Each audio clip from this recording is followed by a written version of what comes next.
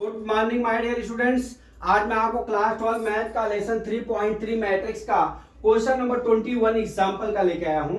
इसमें क्या दिया है, इफ ए -2 4 5 और बी मैट्रिक्स का 1 3 -6 दिया, verify that AB dash is equal AB whole square dash is equal to B dash A dash. ठीक है, अब इसको वेरीफाई करना है तो हमारा क्या है, पहले लिख लेते हैं यहाँ पे AB dash is equal to B dash A dash क्या। तो सबसे पहले हम ए बी ज्ञात कर लेते हैं। तो ए बी बराबर -2 4 और यहां 5, फिर बी कितना है 1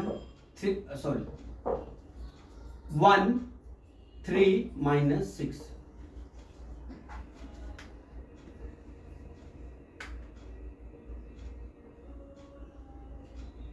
ठीक है, अब देख लीजिए इसमें क्या दिया है। अब इसका गुणा करना है तो आप इस तरह से गुणा कर लेते हैं। -2 का A B is equal to क्या होगा, -2 -6 प्लस कितना हो गया हमारा 12 हो जाएगा, मल्टीप्लाई करोगे तो। अब इसी तरह से 4 का कर लीजिए, 4 12, अब ये कितना हो जाएगा -24। उसी तरह से 5 का कर लीजिए, 5 15 और ये क्या हो जाएगा -30 हो गया। इतना समझ में आया, हमने कुछ किया नहीं। अभी आप बोलोगे कि आपने मैट्रिक्स नहीं बनाया, तो हम इसको क्या ले लेते हैं R1, इसको क्या ले लेते हैं R2, इसको क्या ले लेते हैं R3, ये क्या हो गया हमारा C1, ये क्या हो गया हमारा C2, ये क्या हो गया हमारा C3। तो हम यहां बना सकते हैं, हमने बताया है। तो क्या हो जाएगा R1 C1, R1 C2, R1 C3।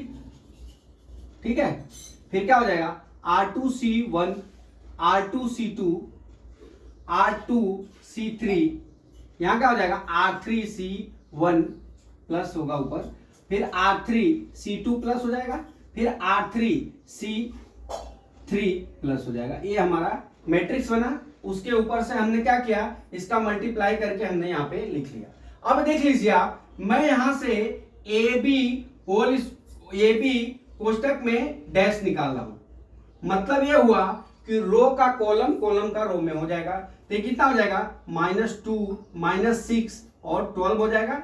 ये कितना हो जाएगा 4 12 और -24, ये कितना हो जाएगा 5 15 -30 हो गया। ठीक है, ए बी डैश निकाल लिया हमने।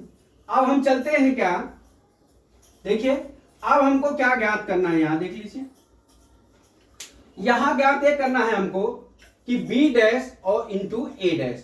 तो सबसे पहले हम बी डैश और ए डैश को ज्ञात करते हैं। तो हमारा बी कितना है, यहां लिख लीजिए, बी बराबर 1 3 -6 बराबर, हम यहां पे बी डैश ज्ञात कर लेते हैं, बराबर ये क्या हो जाएगा 1 3 -6 हो गया ये बी डैश। अब देख लीजिए हमारा ए कितना है, ए दिया है कितना -2 4 और 5 बराबर कितना हो जाएगा ए डैश इज इक्वल टू -2 4 4 5। मतलब जब भी आप जो है, जब भी आप डैश निकालते हो तो रो का कॉलम, कॉलम का रो में परिवर्तित हो जाता है। ठीक है, तो हमने ए डैश यहां पे ज्ञात कर।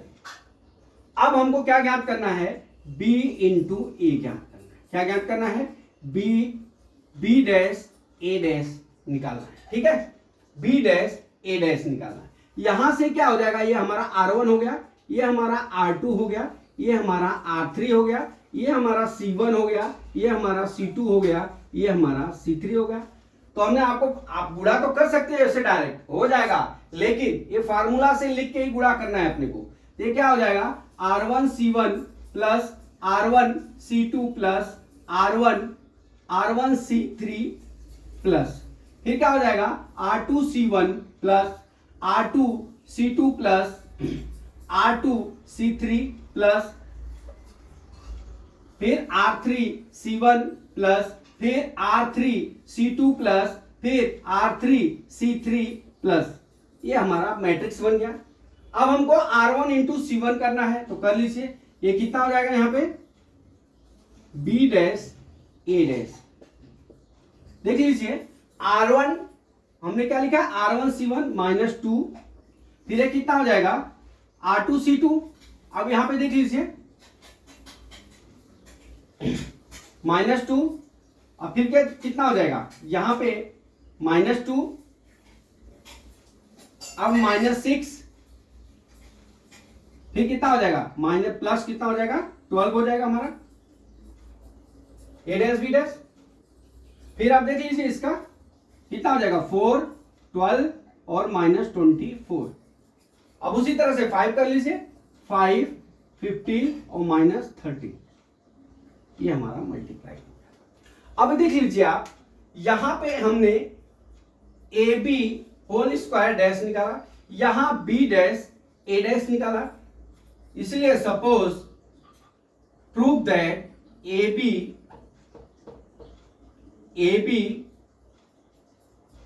Dash is equal to B dash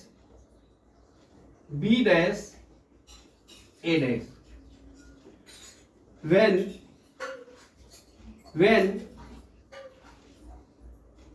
when value is equal when value is equal तो A B whole square dash बराबर बी डैश ए डैश, दोनों क्या हो गए हमारे मान एक ही आ गए। क्या आ गए हमारे दोनों मान एक ही आ गए, इसलिए हमारा क्या हो गया ये हमारा वैल्यू क्या हो गया दोनों प्रूफ हो गया, लेफ्ट हैंड साइड बराबर राइट हैंड साइड। तो माय डियर स्टूडेंट्स मैं आशा करता हूं कि हमने जो 4 फार्मूले बताए हैं ये आपको समझ में आ गया होगा। अगला फार्मूला मैं सवाल के साथ में कल लेके आऊंगा, क्योंकि ये आपको बेसिक में एक 20वां 20 और 21 एग्जाम्पल में हमने ये सब आपको फार्मूले को समझा दिया। अब अगले सवाल का कल वेट करिए। जय मां सरस्वती, जय भारत माता, जय जवान, जय किसान।